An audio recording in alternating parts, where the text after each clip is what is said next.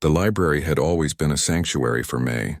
Between the tall shelves filled with books and the hushed atmosphere, she found comfort in a world that otherwise made her feel like she was constantly standing on a stage without knowing her lines.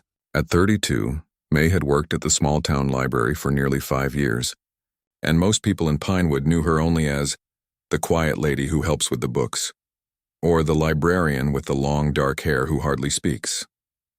She preferred it that way. On a crisp autumn Tuesday, May was organizing the new arrivals when Mrs. Patterson, the head librarian, approached her desk.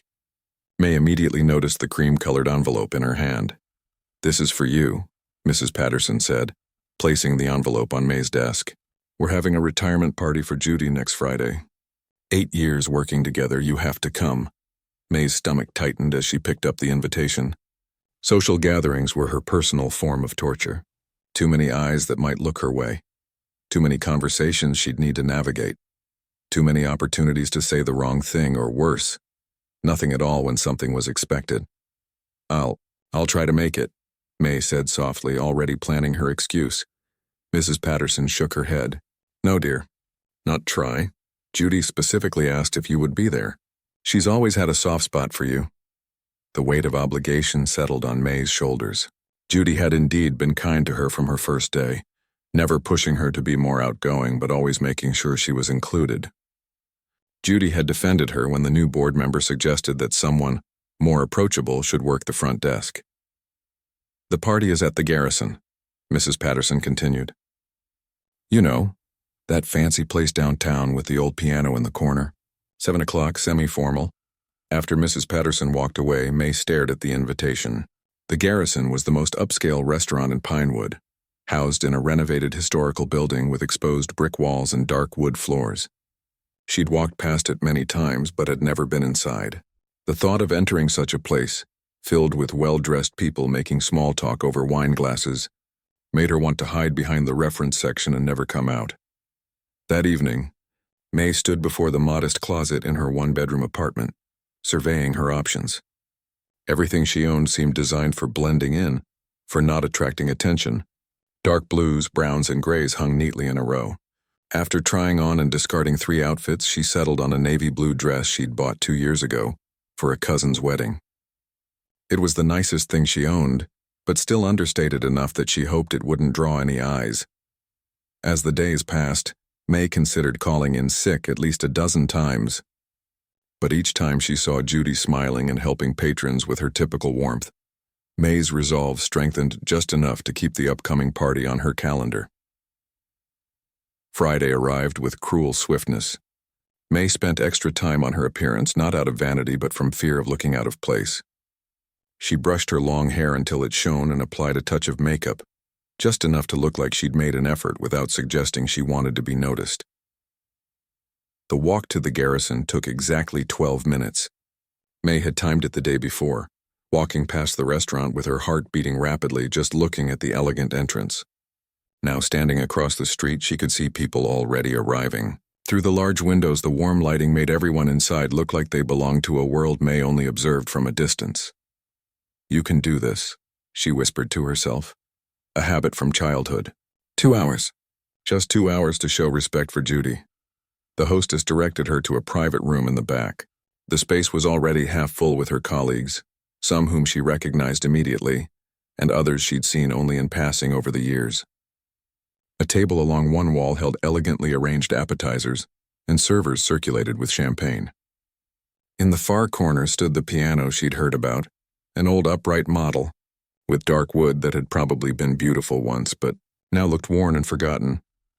May accepted a glass of water from a server and found a spot near the wall where she could observe without being in the center of things. She nodded politely when someone caught her eye, but made no move to join any of the animated conversations happening around her. "You came." Judy appeared suddenly at her side, looking elegant in a burgundy dress that complemented her silver hair. "I'm so glad, dear. I was worried you might find an excuse." May felt her cheeks warm. "I wouldn't miss it," she said, the lie feeling bitter on her tongue. "Congratulations on your retirement." 37 years, Judy sighed. "Hard to believe. The library was my whole life for so long." She looked at May with unexpected seriousness. Don't let that happen to you, dear. There's so much more out there. Before May could respond, someone called Judy's name, and she was swept away into the crowd, leaving May alone again with her water glass and racing thoughts. What did Judy mean? Was it a criticism, advice? May had never considered her life lacking. Yes, it was small and quiet, but it was safe. She had her books, her small apartment, her routine. What more should there be? As the evening progressed, May managed to have a few brief conversations, mostly with people asking her to validate their memories of where certain books were shelved, or whether the library still carried specific magazines. She answered each question precisely, relaxing slightly when the topic was work-related rather than personal. She was just beginning to think she might survive the evening when the atmosphere in the room shifted. A group of the younger library staff, who had been steadily consuming champagne throughout the night, had migrated to the corner with the old piano.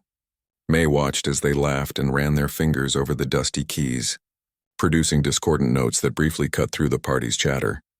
"This thing hasn't been tuned in years," one of them announced loudly. "Mr. Rivera told me they just keep it for show." Mr. Rivera was the owner of the Garrison, a man known throughout town for his appreciation of antiques, functional or not. May had seen him once at the library, checking out a book on restoring vintage furniture.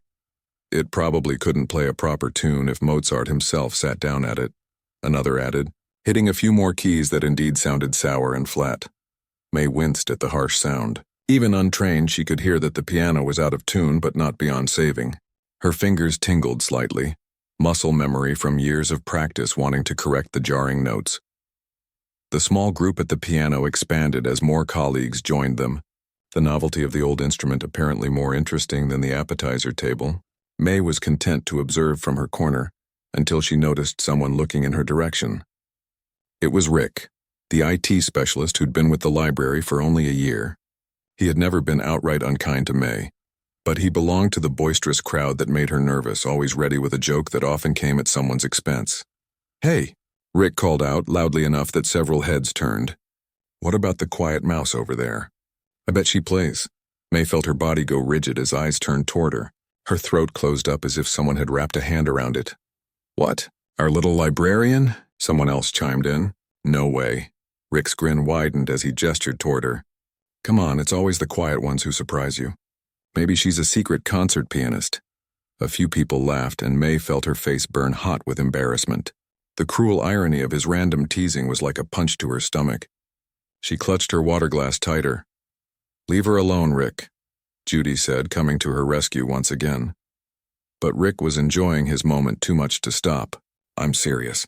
Those silent types are always hiding something. Come on, library mouse. Show us what you can do on this old wreck."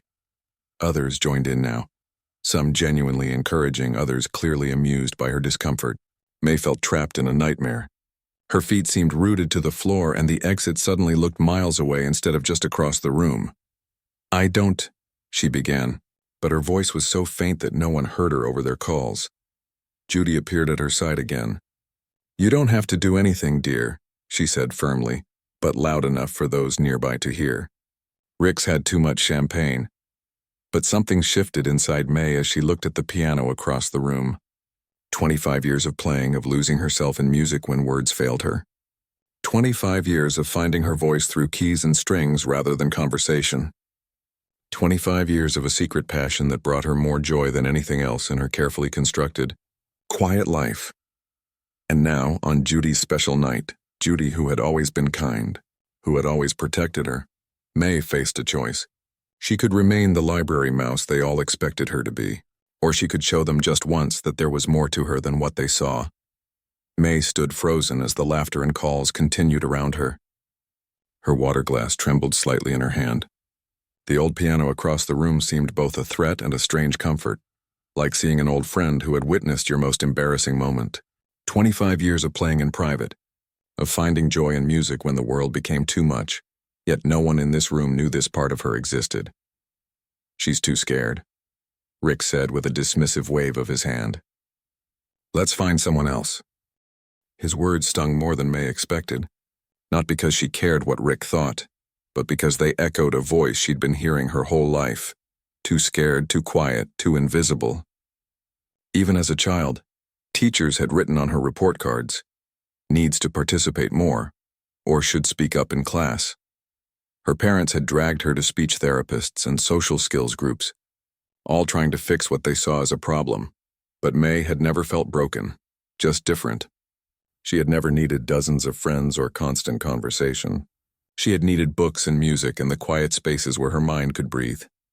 Actually, May heard herself say, her voice so soft that only those closest to her turned. I do play. Judy looked at her with surprise. You do? May nodded, her heart hammering against her ribs like it was trying to escape. Since I was 7, the small confession seemed to hang in the air around her. May felt dizzy with the realization that she had just volunteered information about herself, had just deliberately drawn attention her way. Well then, Judy said with a warm smile, would you like to play something for us? Before May could answer, Rick's voice cut through again. Oh, come on. Now you're just being nice to her. That thing probably doesn't even work right. Only one way to find out, another colleague called out. May looked at the faces turned toward her, some curious, some skeptical, some already losing interest and turning back to their conversations. She looked at Judy, whose kind eyes held no pressure, only support. And then she looked at Rick, whose smirk suggested he was already preparing jokes about her inevitable failure. Placing her water glass on a nearby table, May took a deep breath. She smoothed the front of her navy dress and walked across the room toward the piano. The crowd parted slightly, conversations dimming as people realized something unexpected was happening. May felt their eyes on her back like physical touches, each one adding weight to her shoulders. The piano bench was old but sturdy, its leather seat cracked with age. May sat down and gently lifted the fallboard that covered the keys. They were yellowed and some showed chips, but they were all there. She placed her hands in her lap for a moment, gathering herself. We don't have all night. Rick stage whispered loudly enough for many to hear. A few nervous chuckles followed. May closed her eyes. In her apartment, she had a digital piano with headphones. Her compromise when neighbors in her previous building had complained about her playing an upright. No one had heard her play in years, not since college when she'd taken elective music classes but refused to perform in recitals. Her teacher had been disappointed, telling her she had talent that shouldn't be hidden. Opening her eyes, May placed her fingers on the keys. They felt cool and familiar. She started with a simple C major scale, testing the piano's response. As expected, it was out of tune, but not terribly so. Some keys stuck slightly, needing more pressure than others. But it was playable, more than playable. It was an instrument with character, with history in its wood and stories in its strings. May began with a piece she knew by heart, one she often played when she couldn't sleep. Chopin's Prelude in E minor, Opus 28, No. 4. Simple enough to serve as a warm-up, but with emotional depth that had always spoken to her. The melancholy notes filled the room, slightly warped by the piano's imperfect tuning, but somehow that added to their poignancy. She was aware of the silence that had fallen around her, but distantly, as if it existed in another room. Here, in the space between her hands and the keys, there was only the music, the language she had always been fluent in when words failed her. As the last notes of the prelude faded, May didn't pause. She transitioned into Debussy's Clair de Lune, a piece that required more technique and expression. Her fingers moved with increasing confidence across the keys, finding their way despite the piano's quirks. She swayed slightly as the music built, her body responding to the crescendos and diminuendos in a way it never did to conversation. May was no longer in the garrison. She was in every practice room she'd ever sat in, every living room where she'd played family pianos during holidays, every music store where she'd shyly tried out instruments when no other customers were around.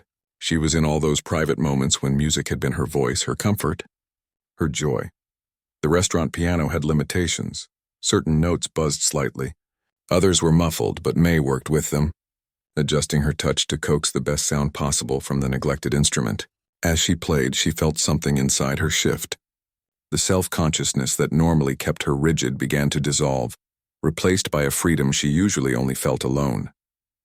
When she finished Clair de Lune, she finally allowed herself to look up. The room remained silent, but not with the awkward tension she feared. It was a different kind of silence, attentive, surprised, respectful. Faces that had always looked past her now focused directly on her with expressions of astonishment. That was beautiful, Judy said finally, breaking the spell. I had no idea. Rick stood slack-jawed near the appetizer table, his champagne glass forgotten in his hand. Emboldened by their reactions and the music still flowing through her, May turned back to the keys. This time she chose something more challenging, Rachmaninoff's Prelude in G minor. The piece demanded everything from a pianist: technical skill, emotional range, physical stamina. As her hands stretched to reach the difficult chords and her fingers flew through the complicated runs, May felt exhilarated rather than exposed. The broken piano protested in places, some notes weaker than others, but May adapted, emphasizing different voices in the music to accommodate its limitations. In a strange way, the piano's imperfections matched her own, overlooked and underestimated, but with unexpected depths. When the final powerful chords of the Rachmaninoff rang out, someone began to applaud. Others joined in, the sound growing until it filled the room. May sat still, her hands resting in her lap, her breath coming quickly as if she'd been running. She felt both drained and energized, vulnerable and powerful. Mrs. Patterson was the first to approach the piano. "In 8 years you never mentioned you could play like that," she said, wonder in her voice. May shrugged slightly. "No one ever asked." "I've heard professional pianists who don't play with that much feeling," someone else added. Moving closer, more colleagues gathered around the piano now, their faces showing genuine interest rather than the polite tolerance May was accustomed to. They asked questions: how long she'd been playing, what training she'd had, what other pieces she knew. May answered quietly but steadily, surprising herself with each response that didn't stick in her throat. Rick hovered at the edge of the group, his earlier mockery replaced by something that looked almost like shame. When there was a pause in the conversation, he stepped forward. "That was really something," he said, not quite meeting her eyes. "Sorry about, you know." May nodded, accepting his awkward apology without needing to force words that wouldn't come easily. Judy appeared at her side and squeezed her shoulder. "Would you play something else?" she asked. "It's the best retirement gift I could imagine, finding out that someone I've worked with for years has been hiding such a wonderful talent." Looking around at the faces now, turned toward her with genuine appreciation rather than impatience or dismissal, May felt a strange new sensation. Not exactly confidence, that would take more than one evening to develop after a lifetime of hiding. But something like possibility, like a door opening to a room she hadn't known existed. "I'd be happy to," she said, and was surprised to find she meant it. As she turned back to the keys, May thought about the sheet music waiting in folders at her apartment.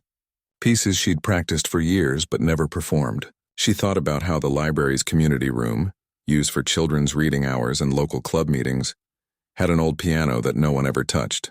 She thought about all the times she'd walked past it, her fingers itching to play but her fear keeping her still. The next piece she chose was one of her own compositions, something she'd been working on for months but had never played for anyone. As the unfamiliar melody filled the room, May realized she was sharing a part of herself that had always been private, her own musical voice, not just her interpretation of others. The applause that followed was more than approval for her playing. It was acknowledgement of her presence, her personhood, in a way she'd never experienced before. For the first time in her adult life, May didn't feel invisible. She felt seen, not for who people assumed she was, but for who she actually was. And surprisingly, it didn't feel like standing on a stage without knowing her lines after all. It felt like finally getting to say what she'd always wanted to say, in the language that had always made the most sense to her. The remainder of Judy's retirement party passed in a blur for May. She played several more pieces, some requested, some chosen from her mental library of favorites. The old piano, despite its imperfections, responded to her touch as if grateful to be truly played again after years of neglect. Between songs, May sipped water and listened more than talked, but the quality of the silence around her had changed. It was no longer the awkward void people rushed to fill when they noticed her, but a respectful pause, an invitation rather than an expectation. When the party finally wound down close to midnight, May found herself surrounded by a small group of colleagues who seemed reluctant to leave. They asked questions about her musical background with genuine interest. "I started lessons when I was 7, May explained, her voice still soft but steadier than usual. "My grandmother's idea." She played, and I think she saw something in me that needed an outlet. Did you study music in college? Mrs. Patterson asked. May shook her head. Just library science. But I took elective courses in the music department. Theory, composition, history. You should have majored in music, someone commented. You're really talented. May smiled faintly. I love libraries. Books and music, they've both been good friends to me. Mr. Rivera, the restaurant owner, approached as the group began to disperse. He was a tall man with salt and pepper hair and hands that showed years of work despite his now successful business. Young lady, he said, his voice warm with admiration. You brought that old piano back to life tonight. I haven't heard it sound like that since my father was alive. It's a beautiful instrument, May replied. It just needs some care. Mr. Rivera nodded thoughtfully. My father was the musician in the family. I kept the piano for sentimental reasons, but tonight you reminded me why he loved it so much. He hesitated before continuing. Would you consider playing here sometime? Nothing formal, just an evening now and then, background music for the dinner crowd. May felt her chest tighten with familiar panic. Playing for colleagues was one thing, a one-time moment of courage in a safe setting. Playing regularly for strangers who might judge her not just for her music but for her awkwardness, her quietness. I don't think I could, she said, the words coming out in a rush. I've never performed. Not really. Mr. Rivera held up a hand. Just think about it. No pressure. The piano could use some attention from someone who appreciates it. He handed her a business card. Call me if you change your mind. May slipped the card into her purse. Certain she would never use it, but too polite to refuse it outright. As she gathered her things to leave, Judy approached for a final goodbye. Thank you for coming tonight, Judy said, embracing May with unexpected warmth. And thank you even more for sharing your music. It was the best retirement gift I could have imagined. May returned the hug awkwardly. I'm glad you enjoyed it. Judy pulled back and looked at May with serious eyes. Promise me something? What? May asked. Don't hide your light anymore. You have something special to share with the world. Judy squeezed her hands. Remember what I said earlier? About not letting the library be your whole life? This is what I meant. You have more to offer than just shelving books and answering questions about the catalog system. May felt tears prick at the corners of her eyes. I'll try, she whispered. Not entirely sure what she was promising, but wanting in that moment to be the person Judy believed she could be. The walk home through the quiet streets gave May time to process the evening. Her mind replayed moments from the party. The shock on Rick's face, the warmth in Judy's eyes, the feeling of the old piano keys beneath her fingers. For the first time in her adult life, May had stepped out of the shadows and into the light. And while the exposure had been terrifying, it had also been exhilarating. At home, May sat at her digital piano, fingers hovering over the keys. The instrument felt different somehow, as if the experience of playing for others had changed her relationship with music itself.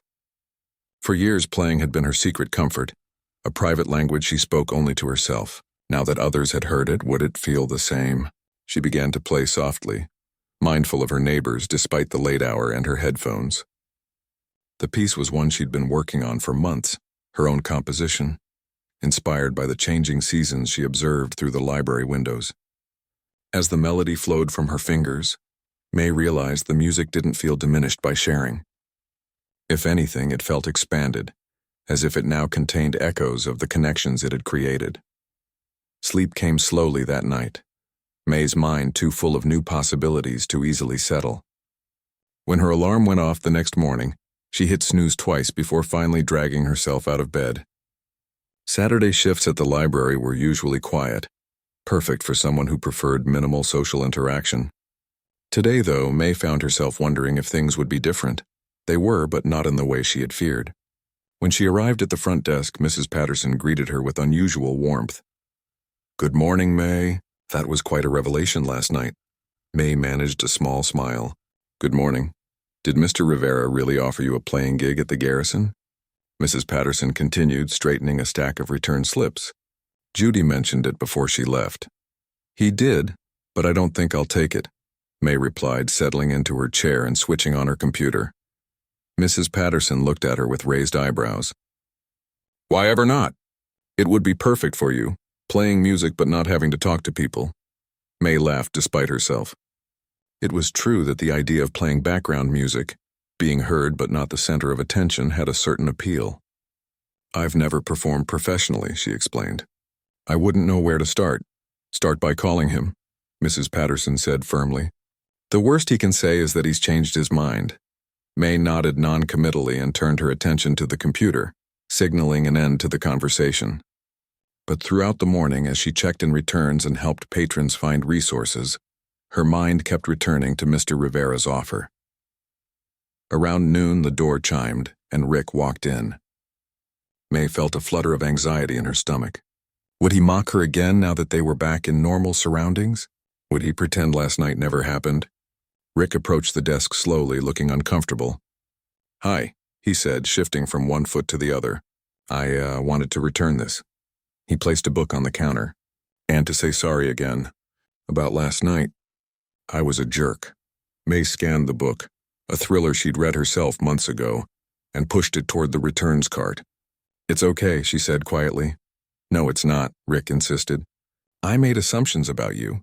"That's never okay." He paused. "You play beautifully. Like seriously, professionally beautiful." "Thank you," May said, surprised by the sincerity in his voice. "Anyway," Rick continued, "I heard Mr. Rivera offered you a gig at his place." "That's pretty cool." "I probably won't do it," May replied automatically. Rick looked genuinely puzzled. "Why not?" "You'd be amazing." Before May could respond, another patron approached with questions about the non-fiction section. By the time she finished helping them, Rick had gone.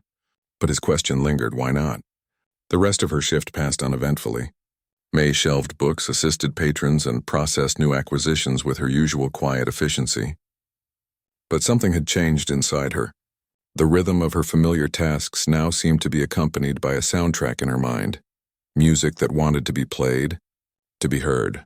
When she arrived home that evening, May set her bag down and went straight to her piano.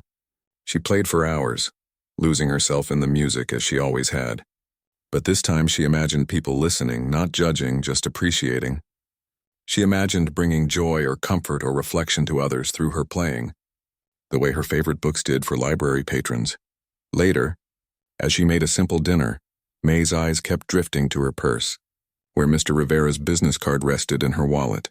What would it be like to play at the Garrison? To sit at that old piano regularly, coaxing beautiful sounds from its worn keys while diners enjoyed their meals.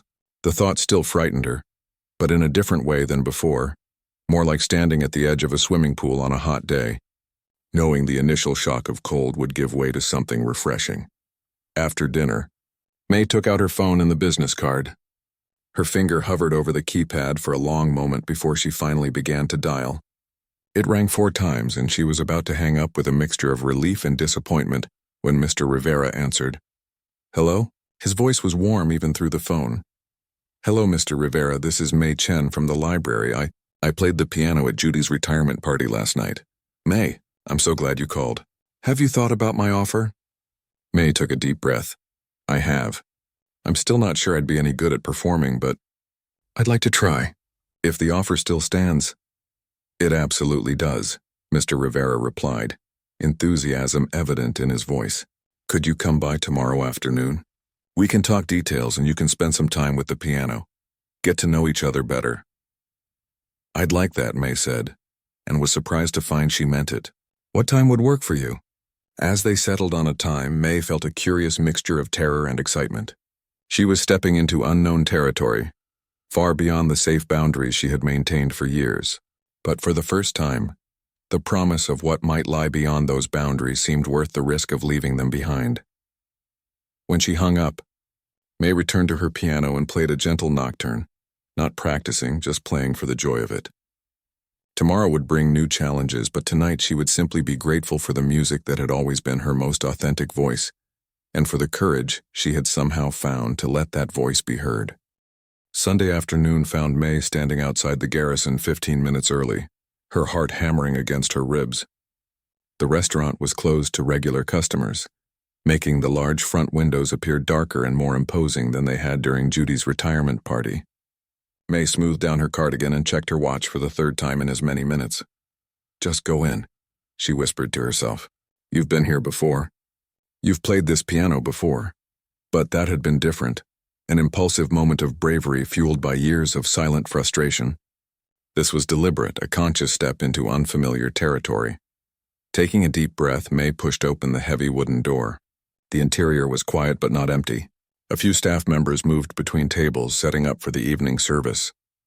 The lights were dimmed, creating pools of soft gold against the dark wood and exposed brick. Mr. Rivera emerged from what must have been the kitchen, wiping his hands on a small towel. His face brightened when he saw May. "You came. Excellent." He crossed the room with quick strides and extended his hand. Thank you for being on time. In the restaurant business, that's a rare quality. May shook his hand briefly. "I'm usually early, actually," she admitted. "I've been outside for a while." Mr. Rivera laughed, the sound warm and genuine. "Honest, too. Come, let's sit and talk before you try out the piano again." He led her to a small table near the piano corner. A young server appeared with 2 cups of coffee. May wrapped her hands around the warm mug gratefully, using it as an anchor for her nervous energy. "So," Mr. Rivera began, "I'm thinking Thursdays and Sundays to start. Dinner service from 6 to 9. Nothing too formal. Background music while people eat. You can take breaks whenever you need to. Does that sound reasonable?" May blinked, surprised by his directness. She had expected more questions about her experience, her repertoire, her training. You still want to hire me? Without an audition or anything?" Mr. Rivera smiled. "May, I heard you play on Friday. That was all the audition I needed. Besides," he gestured around the empty restaurant, "this isn't Carnegie Hall. I'm not looking for a concert pianist. I'm looking for someone who can play beautiful music that enhances people's dining experience." He took a sip of his coffee. "And someone who will be kind to my father's piano." "It's a lovely instrument," May said, glancing toward the corner where the old upright stood. "It needs tuning and some minor repairs, but the tone is still beautiful." "I've scheduled a tuner for Tuesday," Mr. Rivera replied. "And I've authorized any repairs he recommends. Consider it an investment in your success here." May felt a flutter of panic. Success, failure. These were concepts she had carefully avoided by keeping her playing private. What if diners didn't like her music? What if she froze up in front of strangers? What if— "You're overthinking this," Mr. Rivera said gently, as if reading her mind. "I've been in business long enough to recognize when something works. Your playing will add something special to my restaurant, and my restaurant will give your music a home. Simple as that." "I've never had a job playing before," May confessed. "I'm not sure I know how to perform." "Do you enjoy playing?" May nodded without hesitation. "Then play what you enjoy. The rest will follow." Mr. Rivera set down his coffee cup. "Now about payment." They discussed terms that seemed more than fair to May. When they finished their coffee, Mr. Rivera led her to the piano. "Take some time to get reacquainted," he suggested. "I have work to do in the office." "Play whatever you like, the staff won't mind." Left alone with the piano, May sat down on the bench and ran her fingers lightly over the keys without pressing them. Even in the few days since the party, she had thought often about this instrument, its warm tone despite the out-of-tune notes, its responsive action despite years of neglect. She began to play softly, a gentle Bach prelude that had always helped her find her center. As she played, she looked around the restaurant from this new vantage point. The space was different in daylight, less intimidating. She could imagine it filled with people, conversations flowing around tables, the occasional clink of glasses and cutlery, and beneath it all, her music, not demanding attention but enhancing the atmosphere. Maybe this could work. Maybe she could do this. May moved from Bach to Debussy, then to a jazz standard she'd taught herself years ago.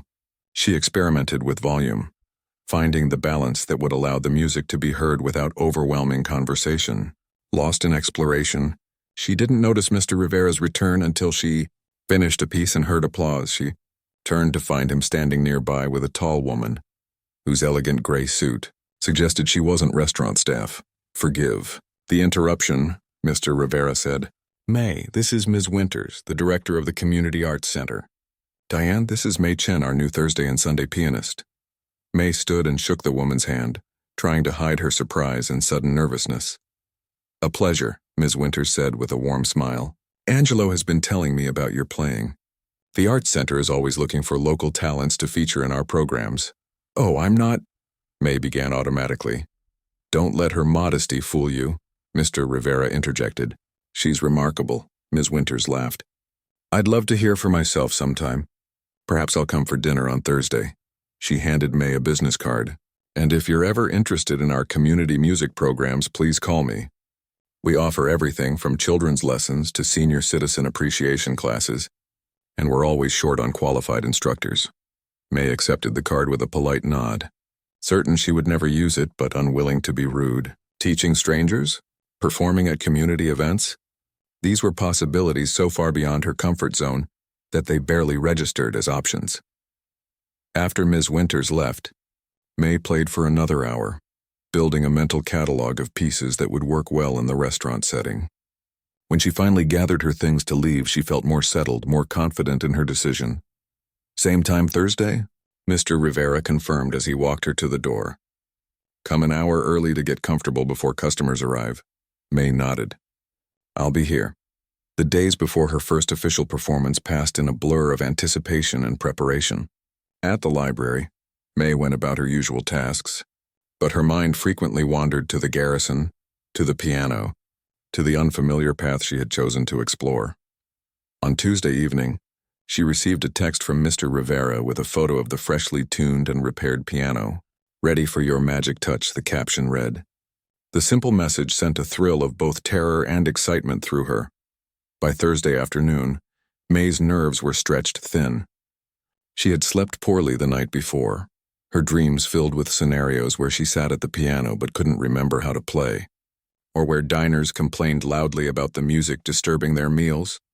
She left work early, using vacation hours Mrs. Patterson had insisted she take. You can't be brilliant at the library all day, and then brilliant at the piano all evening, her boss had said with uncharacteristic gentleness. Pace yourself. At home, May changed outfits 3 times before settling on black pants and a deep purple blouse that she'd always liked but rarely worn, too colorful for her usual preference to blend into the background. Tonight she wouldn't be trying to hide. She arrived at the garrison at 5 as agreed. Mr. Rivera greeted her warmly and showed her to a small room near the kitchen where she could store her things. The staff eat at 5:30, he explained. Join us if you'd like. It's always good food, I promise. Or take some quiet time with the piano before we open. Whatever helps you feel ready. May chose the piano, using the empty restaurant to acquaint herself with the newly tuned instrument.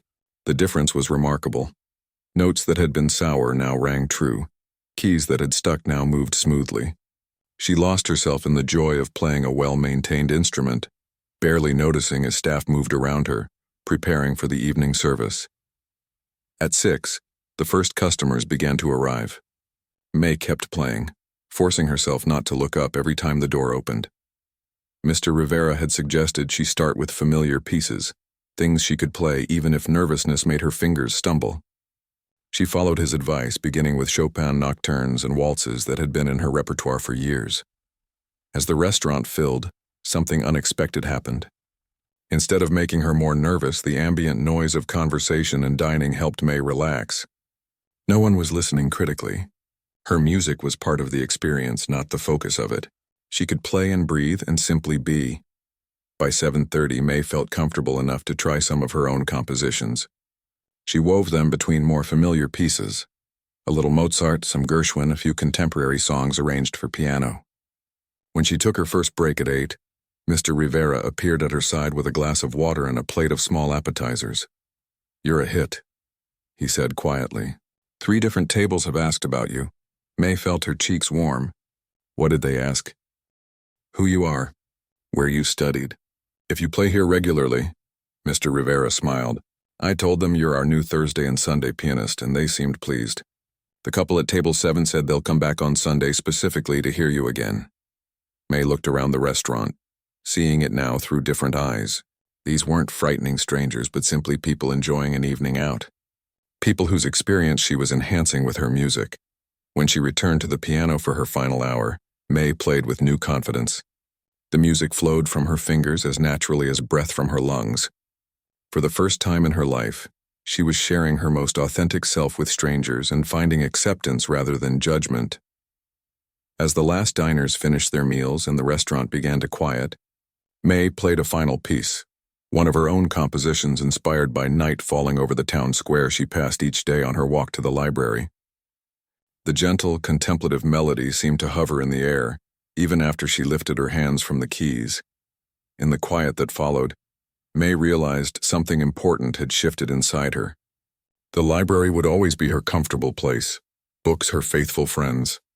But music could be her voice in the world, a way to connect without words, to be seen and heard on her own terms. And perhaps that was enough. For now. 6 months passed in a rhythm May would never have imagined for herself. Thursdays and Sundays at the Garrison became the framework around which she built her week. The library remained her daytime sanctuary, but evenings at the piano added bright threads of music and connection to the quiet fabric of her life. Winter had given way to spring, and now summer warmed the town. May sat at her desk in the library, absently straightening a stack of checkout slips while watching sunlight play through the tall windows. In an hour, she would finish her shift and head home to prepare for her Thursday evening performance. "Earth to May," Mrs. Patterson said with a gentle smile. "You're miles away." May blinked and focused on her boss. "Sorry, just thinking about tonight's playlist." "The Garrison is lucky to have you," Mrs. Patterson said, "though I'm still waiting for you to play for our summer reading kickoff next month." She'd been asking May for weeks to consider performing at the library's annual event. "I'll think about it," May replied, the same answer she'd given each time. Playing at the Garrison was one thing.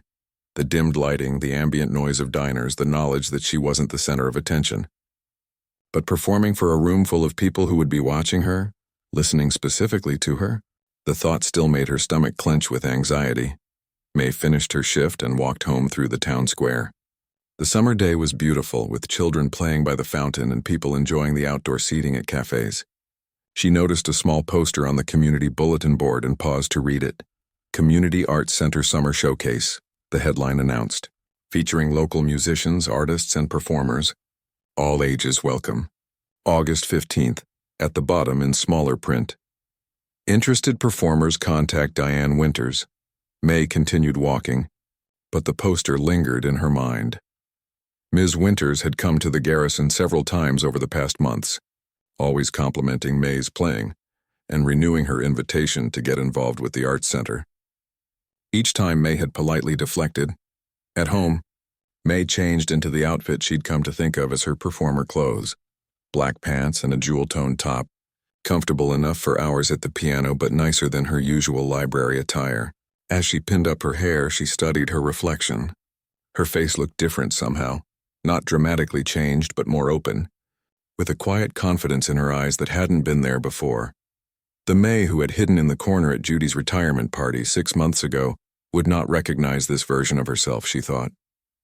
Not completely transformed, she was still quiet, still more comfortable with books than with small talk, but evolving, like a piece of music that maintains its core melody while developing new harmonies.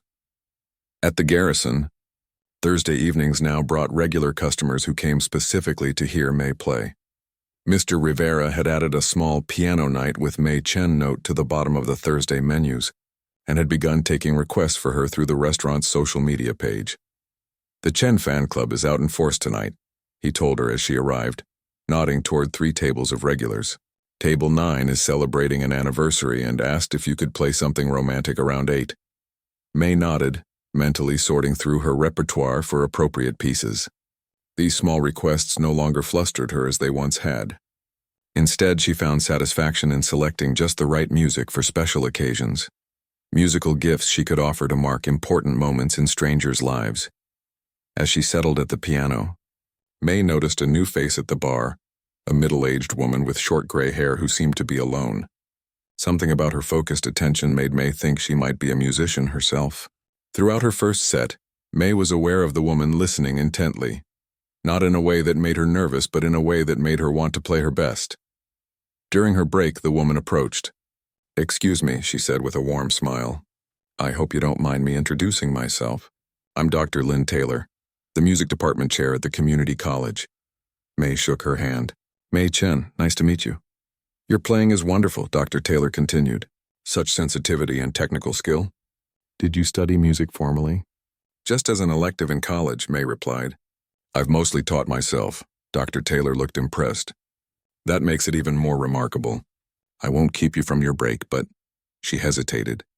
We're looking for a part-time piano instructor for our continuing education program. 2 evenings a week, beginners and intermediate students. Would that be something you might consider? 6 months ago, May would have refused immediately. The very idea of teaching strangers too overwhelming to contemplate. But now she found herself saying, I've never taught before. The best musicians don't always make the best teachers, Dr. Taylor acknowledged. But sometimes those who've found their own path bring something special to teaching. Your playing shows patience and understanding of the instrument. Those qualities translate well to instruction. She handed May a business card. Think about it. No pressure. May tucked the card into her pocket next to the one from Ms. Winters that she'd kept all these months. I will. Thank you. When she returned to the piano, May found herself playing with a new awareness. How would she explain this passage to a student? How would she break down this technique for someone just learning? The questions changed her relationship to the familiar pieces, making her more conscious of her choices. Later that night, as May walked home under a sky scattered with stars, she felt a sense of possibility that was both exciting and frightening, teaching at the college, performing at the Art Center showcase, playing for the library's summer reading event. Doors were opening around her, not flying open dramatically but easing open gently, inviting rather than demanding. The weekend passed quietly. On Sunday, May returned to the garrison where Mr. Rivera greeted her with his usual warmth. Before you start, he said, I have a small surprise. He handed her an envelope. Open it later. For now, just know that you've brought something special back to this place, and I'm grateful. The envelope sat in May's bag as she played her Sunday sets, curiosity occasionally drifting through her mind but not distracting her from the music. The restaurant was full, the atmosphere warm and appreciative. May played pieces that reflected her mood, hopeful, contemplative, forward-looking.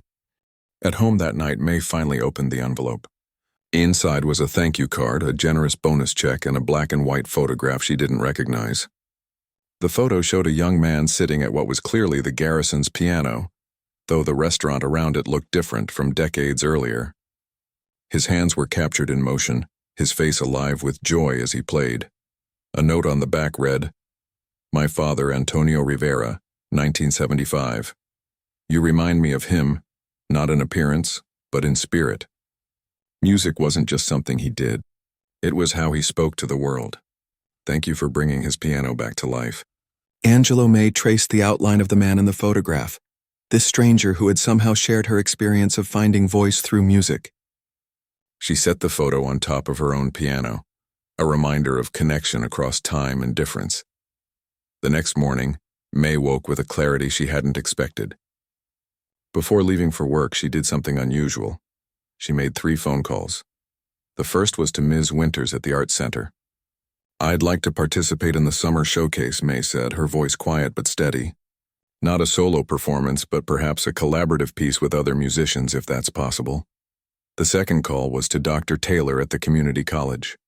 I've been thinking about the teaching position, May began. I'd like to learn more. Perhaps I could observe some classes first? The third call was to Mrs. Patterson. About the summer reading kickoff, May said. If the offer still stands, I'd like to play. Just a short program, maybe 30 minutes. As she walked to the library afterward, May felt lighter somehow, as if the weight of all her unspoken music had been pressing on her for years and was now finding release, not just through her fingers on the keys, but through new connections, new expressions of herself in the world, at her desk. May found herself humming softly as she worked, something she'd never done before. Mrs. Patterson noticed and smiled but didn't comment. Some changes didn't need acknowledgement. They simply needed space to grow. That evening, May sat at her piano at home, playing not from sheet music or memory but from the heart, composing as she went. The piece that emerged was unlike anything she'd written before, more complex, more confident, moving between moments of quiet introspection and passages of surprising boldness. When she finished, May wrote down what she could capture of the spontaneous composition. At the top of the page, after a moment's consideration, she wrote a title, Finding My Voice. 6 months earlier, a broken piano and a cruel joke had pushed her into the spotlight she'd spent a lifetime avoiding. Now she was choosing to step forward on her own terms, not all at once and not without fear. but with the growing understanding that her music wasn't diminished by sharing, it was completed by it. The shy woman who had once been told to play a piano as a joke had found something unexpected. Not just an audience, but a community. Not just approval, but connection. Not just a talent, but a purpose, and that was no joke at all.